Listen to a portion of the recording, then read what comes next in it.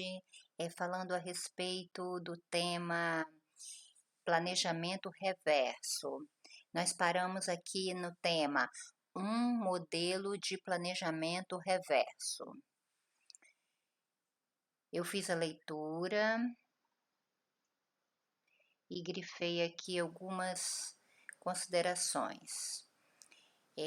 Aí no final dessa página os autores falam sobre o estágio 1, demanda que os planejadores considerem o que querem que os alunos aprendam e então que estruturem essa compreensão na forma de perguntas. Foi aquilo que eu falei no primeiro vídeo, né?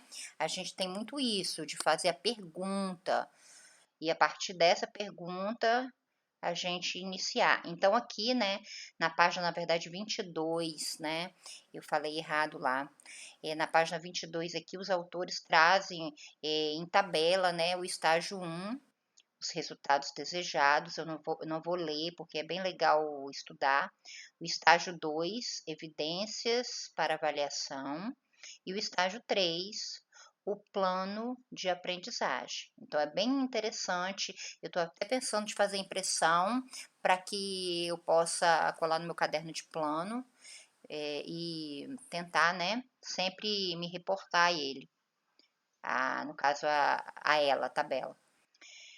Então, aqui, modelo de uma página. Então, tá, aí aqui no estágio 2, né, aí tá, ele falou lá no último parágrafo lá do estágio 1, aí agora aqui, retomando o estágio 2. O estágio 2 requer que o planejador considere uma variedade de métodos de avaliação para reunir evidências das compreensões desejadas. Então, é aquilo, né, gente, não pensar na avaliação só no final, como eu falei lá no primeiro vídeo. Eu trabalhava, por exemplo, a unidade toda, aí no final eu pensava na avaliação, então eu revisava a unidade, grifava os pontos mais importantes, passava para um formato de avaliação escrita e entregava. Então, assim, eu acho que aí tá antecipando, né, isso daí. O estágio 3 requer uma listagem das principais atividades de aprendizagem e das aulas. Quando estiver preenchido, o planejador e os outros, no caso, os outros profissionais, tá, gente? Deve ser capaz de discernir o que denominamos elementos OPERA-AO, que são as siglas, né, usadas lá naquela última planilha que a gente passou, né, só fazendo leitura dos enunciados. Aqui tem outra planilha, né, o estágio 1, identificar os resultados desejados. Aqui é importante também, aí tem os códigos, né, exemplo de 3 páginas sobre nutrição, que é o que ele vai trabalhar, né, vai usar o exemplo de um professor de 6º ano, que vai trabalhar com o tema nutrição. Aí aqui é o estágio 2, né, e o estágio 3, por fim. Então, né, o exemplo de 3 páginas sobre nutrição. Então, na verdade, eu não vou ficar lendo não, tá, gente? Porque é para consultar mesmo, eu acho bem interessante, porque dá para só substituir, na verdade, tá? Como a gente, né, o tema é nutrição, mas a gente não vai trabalhar com nutrição, no caso, a gente tá ali com alfabetização e tal, então a gente vai substituir, adequar, é bem interessante, tá? Aí no tema aqui, no texto, padrões de planejamento. Aí eu grifei aqui, as perguntas servem como lembretes dos elementos importantes do planejamento que devem ser incluídos, tais como um foco nas perguntas essenciais. É aquilo que eu falei, né?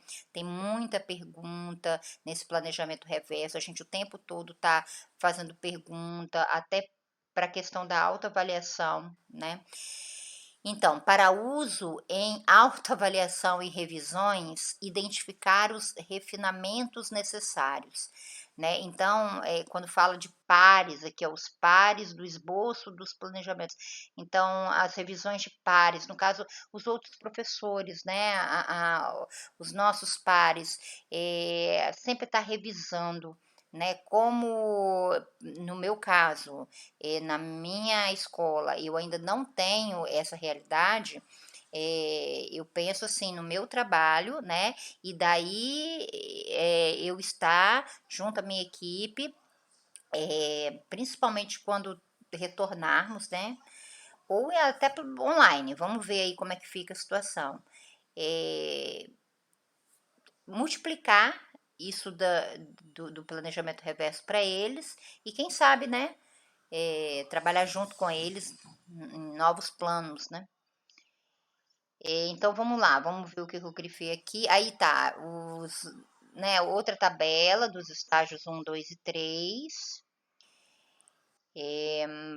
Aí eu grifei aqui, ó, frequentemente é difícil para os educadores, tanto para os novos quanto os veteranos, adquirirem o hábito de autoavaliar seus planejamentos, comparando-os com os critérios. É muito complicado, né? A autoavaliação, eu acho que é em todos os níveis da nossa vida, né? A gente meio sempre que se acha o perfeito, o que vai dar certo, eu penso assim mesmo, né? Aquela síndrome de Gabriela, eu nasci assim, vou morrer assim. Ou seja, na verdade, a gente tem que adquirir esse hábito, tá? E o planejamento reverso, ele requer isso, ele cobra isso, tá? Os padrões de planejamento, do planejamento para compreensão ajudam a quebrar essa norma ao fornecerem um meio para controle da qualidade, né, assim, eu não gosto muito de usar esse termo qualidade, porque lembra cliente, lembra produto, mas enfim, grifei aqui para que a gente tenha essa noção, né, de pelo menos assim, um ensino de qualidade, né, um ensino que foque aí na questão da habilidade, do aprendizado do aluno, né. Essas revisões de amigos críticos retroalimentam os planejadores. Então, ainda falando, né, da autoavaliação e das revisões entre os pares, né, que, poxa vida, a gente faz, eu não sei, mas toda vez que eu escrevo um texto, eu peço para alguém ler, para ver se você gostou. Mas assim, a gente sempre procura os amigos, né? E aí, o amigo certamente vai falar que tá bom, então é importante que a gente, esteja com pessoas que possam, dizer mesmo, né: "Olha, não, eu acho que você pode melhorar aqui, eu acho que você pode tirar essa informação", e enfim, eh, fazer essa retroalimentação, né, dos nossos planejamentos. Então aqui ele coloca, né, dentro de ferramentas de planejamento, os autores colocam um exemplo, né? Um organizador gráfico efetivo, como um mapa da história, ajuda os alunos a internalizar os elementos de uma história de maneira que melhoram sua leitura e escrita de histórias. Da mesma forma, por meio do uso rotineiro do modelo e das ferramentas de planejamento, os usuários provavelmente irão desenvolver um modelo mental das ideias-chave apresentadas nesse livro, a lógica do planejamento reverso, pensar como um avaliador, as facetas da compreensão, essa OPERA-O e padrões de planejamento. Então, assim, são exemplos bem interessantes, né? E ele está fazendo a comparação de que como o aluno lá na sala de aula ele pode ajudar, né, um mapa da história, né, assim como calendários, né, como linhas do tempo, né, adoro linhas do tempo, assim, também conceitos como chuva de ideias para montar o mapa mental, eu acho bem interessante também, são recursos que a gente pode estar usando não só em sala de aula, como para entender textos como esse, né. Então, aí o planejamento reverso em ação com Bob James. O Bob James é aquele professor que eu falei do sexto ano, que ele vai trabalhar, aí tá falando aqui, né, do planejamento dele. Então, estágio um, vamos relembrar aqui, identificar os resultados desejados. Aí ele se faz as perguntas, né, então, o que é bom para você? O que não é? Como você sabe? O que dificulta saber sobre isso e comer corretamente?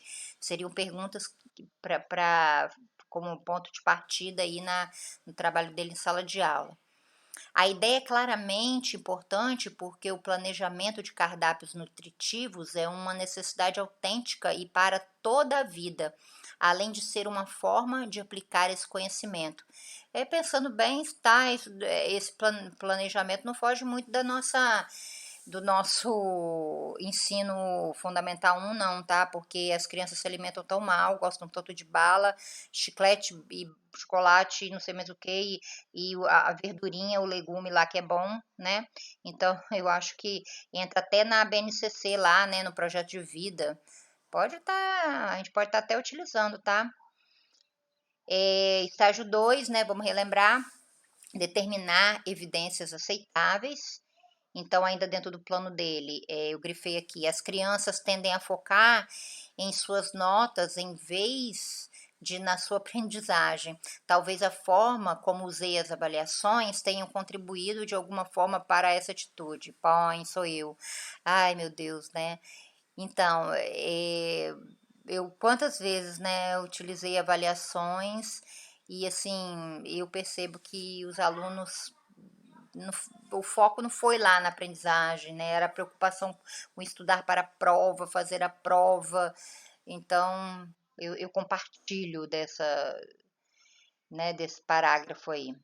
O estágio 3, vamos relembrar, planejar experiências de aprendizagem e ensino. Decidir quais atividades os alunos irão fazer durante a unidade e que recursos e materiais iremos precisar.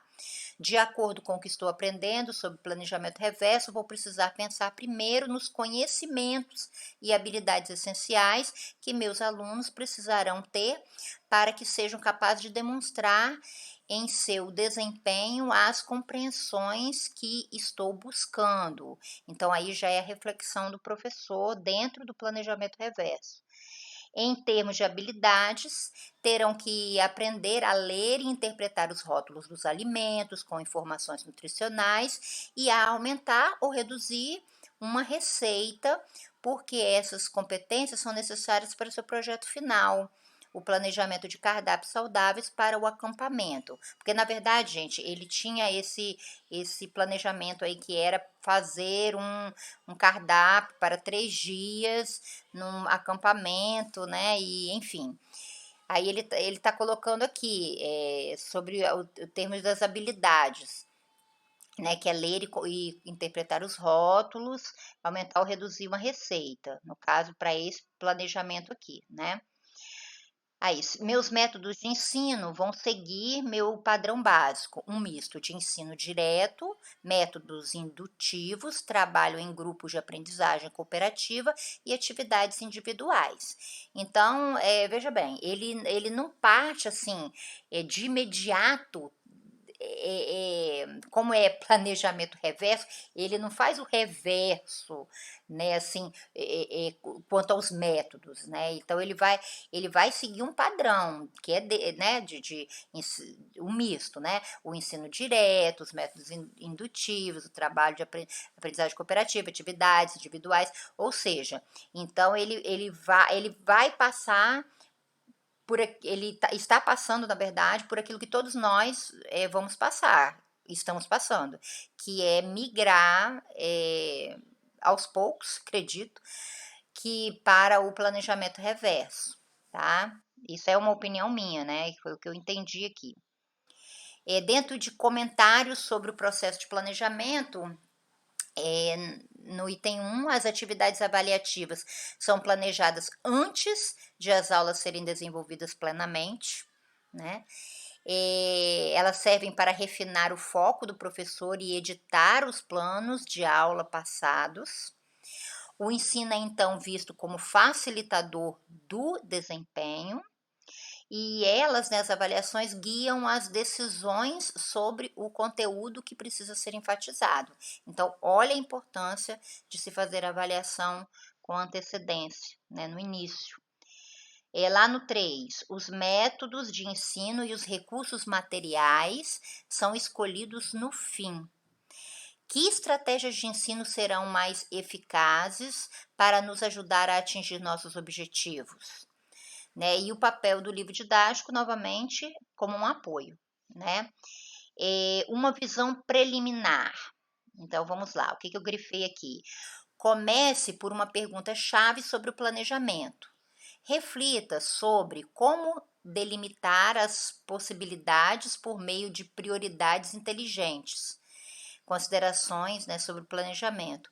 Autoavalie, autoajuste e, finalmente, critique cada elemento do planejamento em relação aos critérios, né, apropriados. E termine com um produto à luz do objetivo de desempenho, o que o planejamento final atinge. Lembrando sempre, né, que eu não concordo com essa questão de produto, mas, enfim, pensando o produto aí como uma a qualidade, né, a qualidade do aluno, do desempenho aí do aluno, né. Aí resumindo, o planejamento reverso produz maior coerência entre os resultados desejados, né. Então a gente está fechando aqui, tem uma outra, tabela, deixa eu subir aqui um pouquinho, eh, perguntas-chaves para o planejamento, capítulos do livro, considerações sobre o planejamento, filtros, critérios para o plano, o que o plano final atinge. Então, novamente, eu falo que essas planilhas eu até pretendo fazer impressão delas e colar no meu caderno, porque são muito válidas para a gente pensar e repensar, fazer as alterações, né?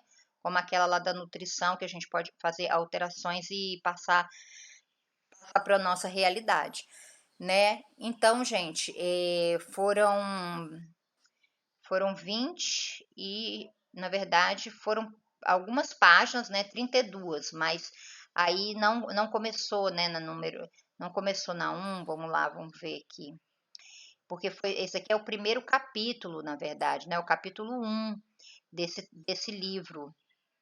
Então,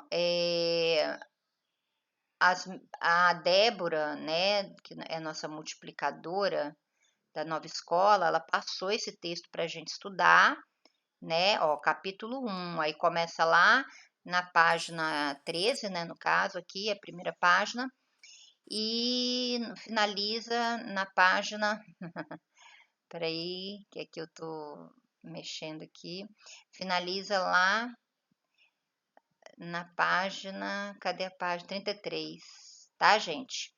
Então, apenas considerações sobre o nosso texto, né, a ser estudado previamente para o dia de hoje. Tá joia?